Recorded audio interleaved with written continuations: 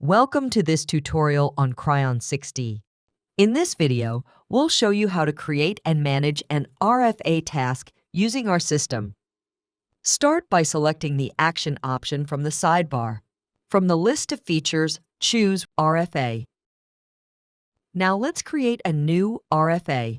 Click the Add button in the top right corner to add a new RFA task. Now, let's fill in the details step by step.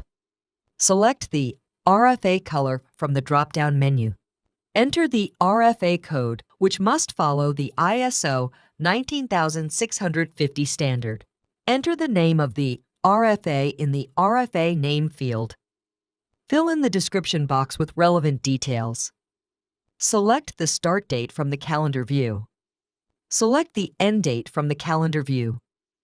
Assign the appropriate workflow by selecting from the drop-down. Choose the priority level from the drop-down. If a checklist was previously created, click the Checklist field and select the relevant checklist. Next, let's attach files to the RFA. Select Cryon 6D files to open the pop-up, choose the specific model files, and attach them. In this example, 2 documents are approved and 1 is pending approval. You can also attach additional files like reviews, RFIs, issues, transmittals, and more. Once all the information is filled in, click the Create button to save the RFA task. The RFA has been created, and it now appears in the RFA list. Click on the newly created task to open the details. Now, let's begin the workflow process. Step 1 is for the consultant to review the task. The Submit RFA pop-up screen will appear, where you can attach files, add comments, and choose a status. Select Proceed from the Status drop-down. If needed, check the With Comments box and add any additional comments in the comment field. Click Accept to submit the RFA for the next step. Step 2 involves the designer reviewing the RFA. The designer follows the same steps, submitting their review after attaching any necessary files. In Step 3, the engineer will review the RFA. Like the previous steps, the engineer selects Proceed from the Status drop-down, adds any comments, and clicks Accept. The final step is the final approval. The final approver checks all details, reviews the checklist, and approves the task. After checking the checklist and attachments, the final user submits the RFA for final approval.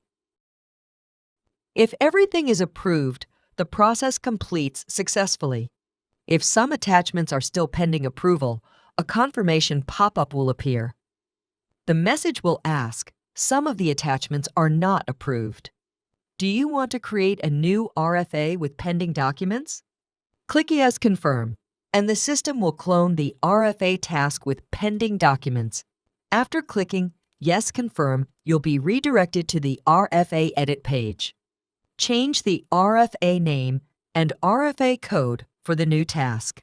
The pending documents will automatically be listed for you to reattach. Once done, click Create to save the new RFA task with pending documents. The RFA list now shows 2 tasks, the original with approved documents and the new task for the pending documents. Open the pending RFA task and follow the same steps to complete the approval process. That's how you create and manage an RFA task, including handling pending documents and completing the workflow process. Thank you for watching.